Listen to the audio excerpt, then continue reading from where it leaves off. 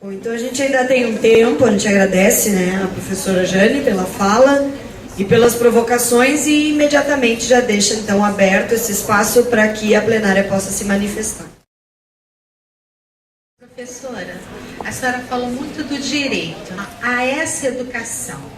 E hoje, eu não sei se vocês viram, a revista Nova Escola desse mês foi tratado o tema inclusão. E outro tema também tratado dentro da revista foi a juvenilização da EJA, como um número crescente de alunos de 15 a 17 anos, né, frequentando a sala de EJA, junto com trabalhadores, né, como a professora já colocou. E a minha pergunta é como o EREJA, né, o EREJA Sul e o próprio ENEJA vão tratar esses novos, eu não sei se seria novos sujeitos, né, se nós poderíamos chamar novos sujeitos, que estão adentrando a EJA, que ao meu ver é um desafio muito grande, principalmente quando também está aberta a entrada de sujeitos com necessidades educacionais especiais. Como está se tratando isso, a formação do professor? Como está sendo dado isso nas escolas? As escolas estão recebendo esses alunos com necessidades especiais? O que se tem feito para que esse estudante, né, esse aluno, seja acolhido e se sinta parte, pertencendo àquele lugar que ele tem direito, né? Que é um lugar que ele é por direito, né? Seria isso. Boa tarde, eu sou da Secretaria Municipal de Educação de Gravataí. Eu queria um maior esclarecimento sobre o que a senhora falou sobre a autorização às aprendizagens já adquiridas, né? Porque assim, ó, pelo que a gente sabe, os alunos da EJA também têm que cumprir as 800 horas. Né? E eu gostei muito do que a senhora falou sobre essas aprendizagens já adquiridas. Então eu queria saber um pouquinho mais sobre isso que, né, que a senhora colocou para nós. Primeiro para a Andréia, eu queria dizer a você o seguinte, Andréia, eu evitei de usar essa categoria inclusão, né? Eu fiz menção só na inclusão que está agora no nome da SECADI, porque eu venho me debatendo com o conceito há algum tempo. E eu ainda não tenho uma formulação muito clara e não escrevi nada sobre isso. Quer dizer, tenho feito disso uma discussão nas minhas turmas. Mas ainda não... Estou em busca de poder ter mais clareza para discutir.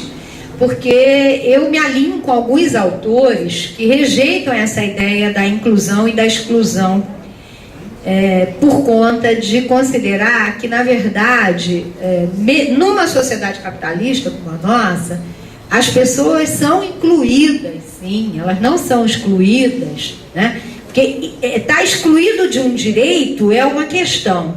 Agora, vamos incluir com uma política, na verdade... No sistema capitalista que nós vivemos, essa forma de estar desta maneira é estrutural no sistema e ela precisa disso para poder existir da forma como ela está organizada.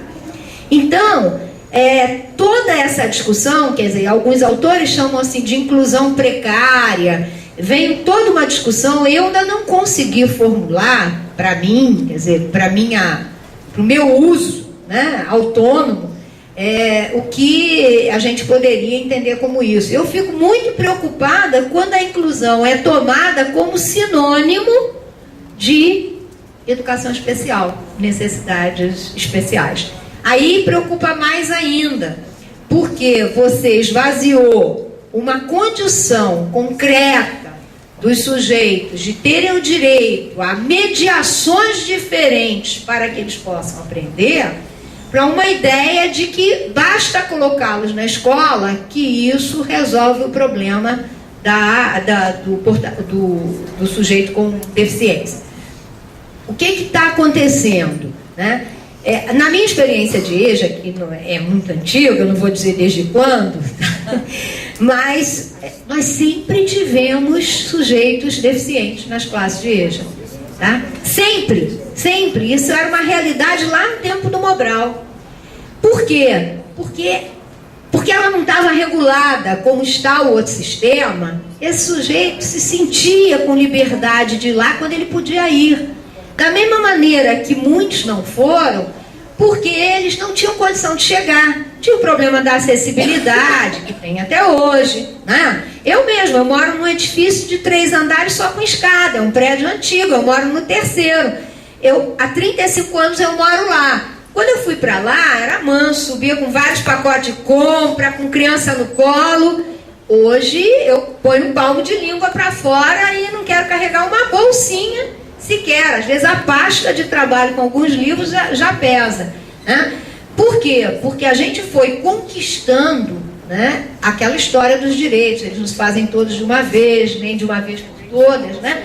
Foi sendo conquistado. Mas, toda vez que havia um espaço e ninguém dizia aqui você não pode ficar, eles sempre estiveram, né? Eles não estavam porque muitas vezes não conseguiam chegar lá.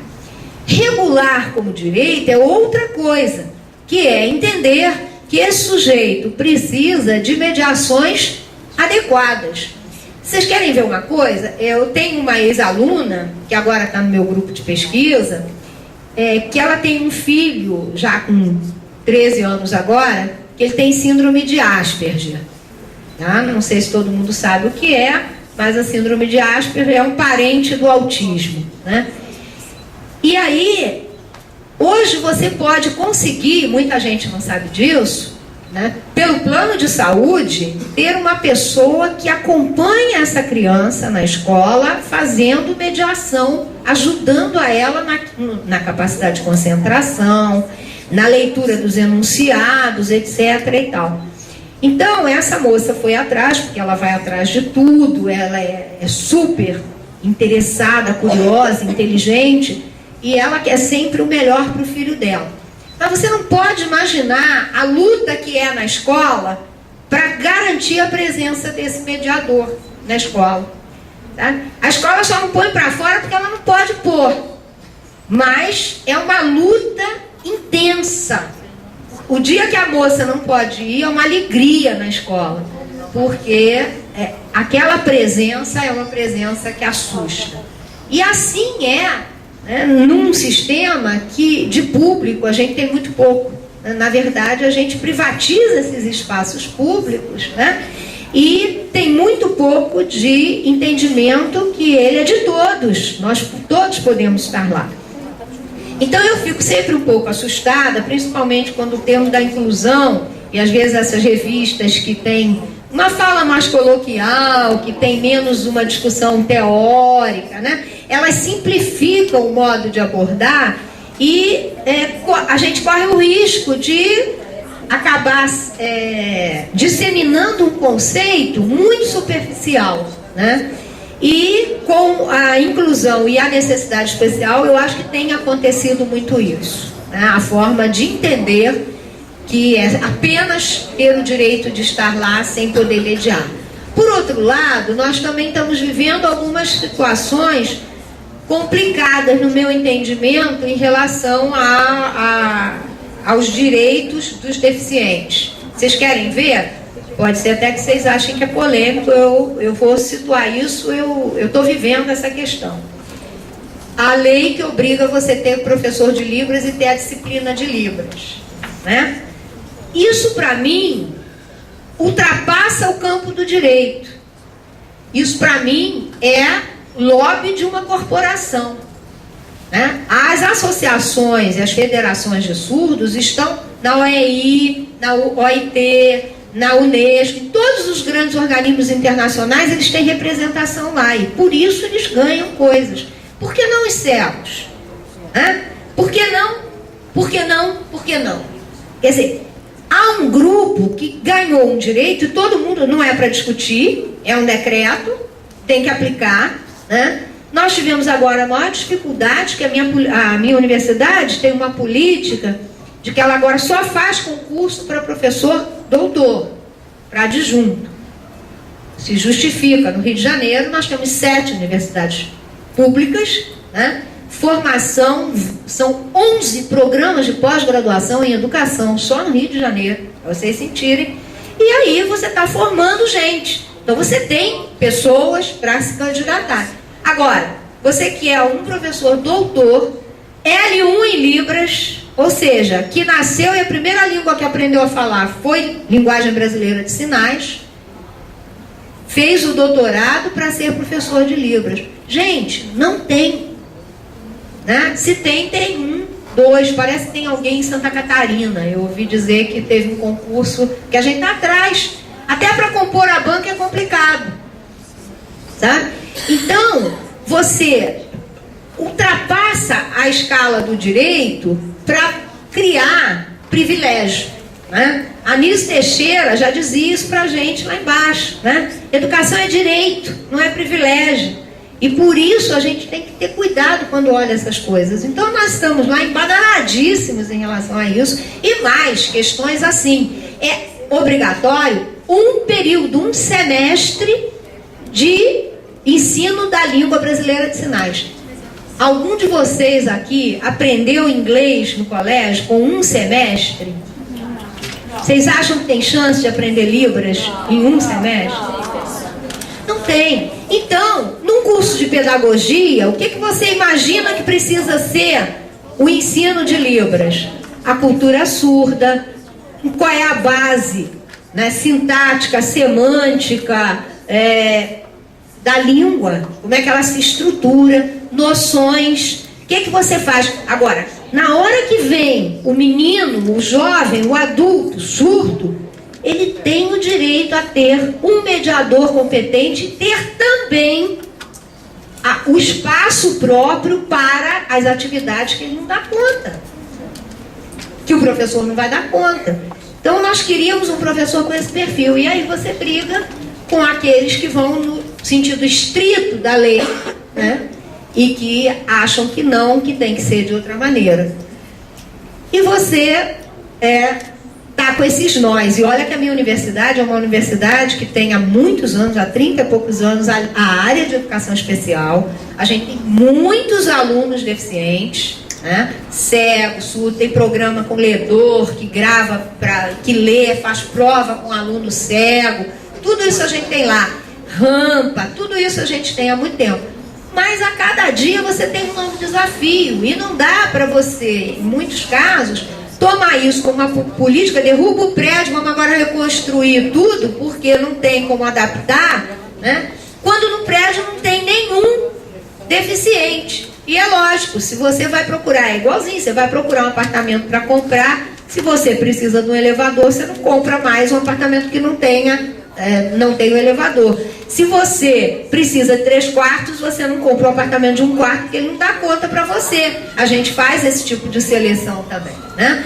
Então, eu acho que a gente tem que ter cuidado com essa coisa dos conceitos, na forma como a gente está lidando com eles, porque eles estão se banalizando e esvaziando de sentidos o que a gente quer, que é garantir o direito de todos, né? Nós agora estamos com uma professora substituta, foi nossa aluna de graduação, fez mestrado e agora estava como tutora do curso de EAD, e agora ela se candidatou a ser professora de uma disciplina da área da educação especial. Ela é paralisada cerebral. Ela anda com um pouco de dificuldade, mas anda. Ela tem aquela contratura forte e tem muita dificuldade de comunicação. A gente custa muito a entender o que ela fala. Aí, uma porção de gente veio falar comigo no corredor, dizendo assim, não podia mandar um e-mail, que eu não posso escrever isso, né? Porque podem pensar que é preconceito e que eu estou discriminando. Mas como é que vai ser isso? Gente, ela tem uma forma de trabalhar com a mediação da tecnologia, né? Ela está pronta para isso, ela sabe dos limites dela, uma menina super inteligente.